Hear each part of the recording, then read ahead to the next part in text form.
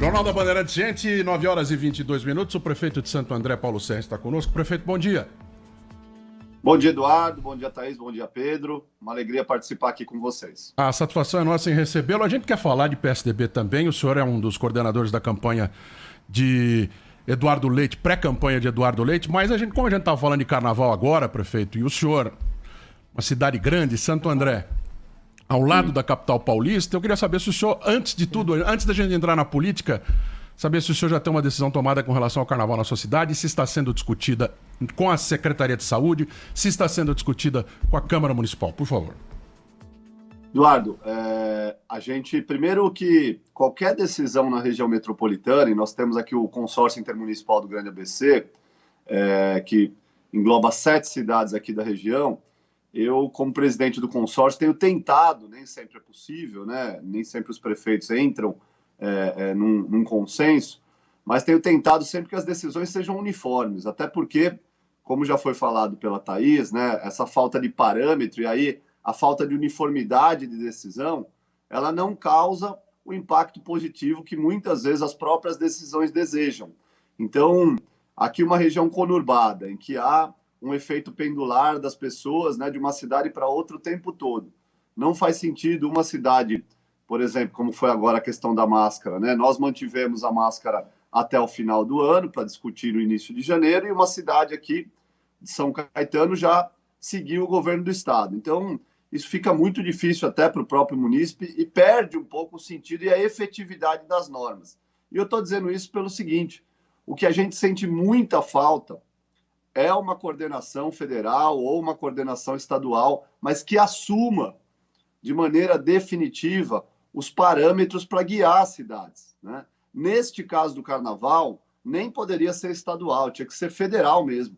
O Ministério da Saúde, o governo federal, tinha que instituir regras. Eu concordo com você no sentido de que, se a gente vai discutir o carnaval, nós temos que discutir torcida nos estádios também, né? Porque a aglomeração de pessoas se dão, em certo ponto, na mesma proporção, da mesma maneira, né? Não adianta a gente aqui dizer que vai conseguir controlar, dentro de um bloco de carnaval, a questão do uso da máscara, a questão do distanciamento. Isso não existe, né? A gente sabe disso, é da própria natureza do evento, né? O contato entre as pessoas, a proximidade, né? Então, a gente começou essa discussão, não é uma discussão simples, não dá para a gente simplesmente chegar, proibir, né?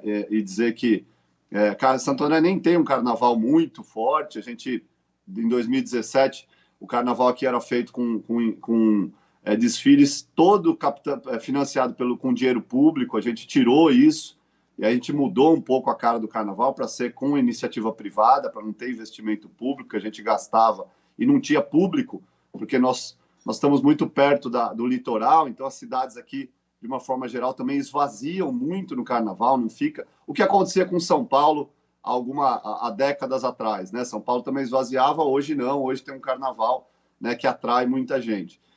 Então, é uma discussão complexa, concordo que não tem solução simples. Agora, 2 pontos de solução, né? Primeiro, questão de uma coordenação nacional, teria que haver um debate nacional nesse sentido. E segundo, a única forma de controlar, né, de alguma maneira, a questão da entrada de vírus, principalmente vindo da Europa para cá, seria nos aeroportos. Não adianta a gente sonhar no Brasil que o turista, a partir do momento que ele sai do aeroporto, a gente já sabe que nós, infelizmente, o Ministério da Saúde não tem estrutura para monitorar esses turistas como é feito em outros países. Então, se a gente também estabelecesse, a nível nacional, um critério de que só vem para o Brasil quem tiver vacinado e fazer o teste, como muitos países exigem, a gente poderia fazer um controle no aeroporto, que aí, quem sabe, né, com os critérios dados, com os casos sendo mantidos nesse padrão, a gente poderia fazer algo com relação ao carnaval. Como isso não existe, fica realmente essa discussão, a meu ver, muito difícil para a tomada de decisão. Muito bem, prefeito, vamos entrar então no outro assunto, e para isso eu já chamo a trilha aqui da Rádio Bandeirantes. Eleição, porque a prévia tucana tá dando o que falar, né? Aliás, que coisa essa história de aplicativo.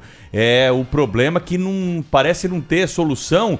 E o mais difícil, prefeito, e a gente tem cobrado aqui de cada um dos integrantes do partido, né, que participam e passam pelo microfone da Rádio Bandeirantes, é uma solução para esse impasse, porque tem dinheiro público sendo usado para isso, né? O dinheiro do fundo eleitoral, o dinheiro do fundo partidário está sendo usado de alguma forma para financiar essas tentativas que estão se mostrando muito ineficientes para esse processo de prévias, que foi muito elogiado, né? Principalmente por cientistas políticos, aqueles que querem o avanço da democracia brasileira, com a participação dos filiados, embora as regras deem pesos diferentes, né, para o voto de cada um. Nós temos aí um impasse em relação a isso. Como é que vai sair o PSDB de toda essa história e qual é a informação mais atualizada que o senhor tem a respeito da sequência das prévias? Pedro, primeiro que qualquer que seja o resultado, e ainda que a gente consiga efetivar isso nos próximos dias, que na minha opinião, quanto mais o tempo passa, vai ficando mais difícil de se legitimar esse processo, o partido sai arranhado, né? Isso é inegável. Realmente, o conceito da prévia, tudo que foi montado, a disputa, os debates, né? E aí eu não estou falando só da campanha do Eduardo, estou falando como prefeito e filiado ao partido, né? Para o partido de uma forma geral e para o país, inclusive. Isso tinha sido, e até então, um bom exemplo de democracia, de debate. O partido tinha voltado para o cenário, de alguma forma, como uma força política capaz de apresentar uma alternativa a essa polarização que a gente está vivendo.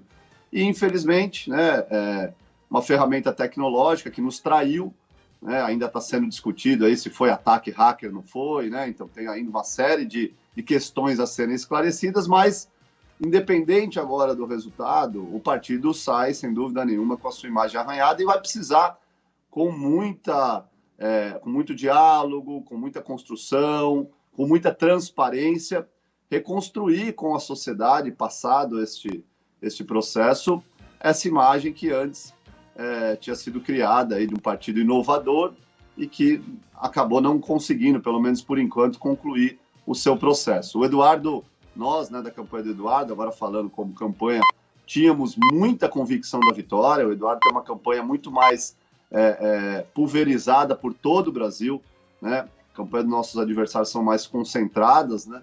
Então a gente tinha muita convicção no domingo, uma pena, né? Existem lamentavelmente, muitas denúncias aí de ataques aqui, ataques ali, fica uma guerra de narrativas que não ajuda em nada o partido. Eu li hoje o presidente da Assembleia dizendo que isso pode ter sido feito pelo outro lado.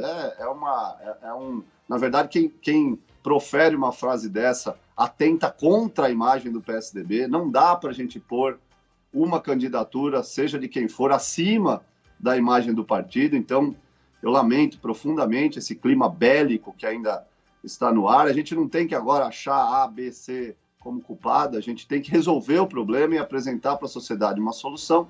E atualizando as informações, ontem, inclusive, eu estive a Brasília para outras agendas, né, através da Frente Nacional de Prefeitos, e pude passar na sede do partido, e o que está sendo feito lá são testes de outras ferramentas, né? Possivelmente, até o dia de hoje, nós devemos ter alguma solução, algum encaminhamento, né? Não estou dizendo que vai retomar, estou dizendo que pelo menos algum encaminhamento tem que ter, porque, como eu disse no início, né, quanto mais o tempo passa, mais esse processo fica desgastado e, consequentemente, sem legitimidade. Não dá para a gente esticar muito mais. Se não houver uma ferramenta, tem que pensar em alguma solução. Aí tem que se discutir dentro do partido, chamar os candidatos, chamar a executiva, chamar os ex-presidentes, né? Tem que haver um grande esforço, uma grande união, caso não tenha ferramenta tecnológica segura, para que se pense num outro processo. Porque, para concluir, pelo menos essa primeira resposta, pior do que o que aconteceu no domingo é tentar fazer de novo e novamente não acontecer, né? Então, essa hipótese, eu acho que a gente não pode correr nenhum risco. A urna eletrônica não é a saída, na visão do senhor? Deixar essa história de aplicativo de lado e fazer uma votação com a urna eletrônica, prefeito? Sem dúvida, Pedro. Isso foi defendido no início, né? No entanto, a questão da urna eletrônica foi a questão do prazo. As candidaturas, né? Tinham candidaturas que queriam um pouco mais, que topavam um pouco mais para frente. Tem candidatura que não aceitou naquela oportunidade o prazo que a Justiça Eleitoral deu, né? Então, foi uma questão de prazo por conta da Justiça Eleitoral, porque aí a operação com as urnas eletrônicas é que cada estado teria que fazer um contrato com o TRE, com os tribunais regionais eleitorais, e cada estado organizar a sua votação.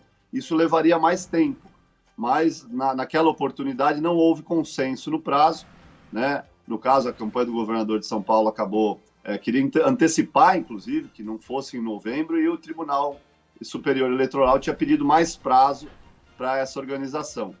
Como não aconteceu, claro que volta a ser uma alternativa, mas aí, como eu disse, acredito que qualquer decisão tem que ser tomada com um esforço de união com todos os candidatos, né, com os 3 candidatos, ou com 2,5, né, porque a gente não sabe muito bem se o Arthur Vigílio é candidato ou é uma linha auxiliar, mas tem que ser tomado junto com o Executivo e com os ex-presidentes.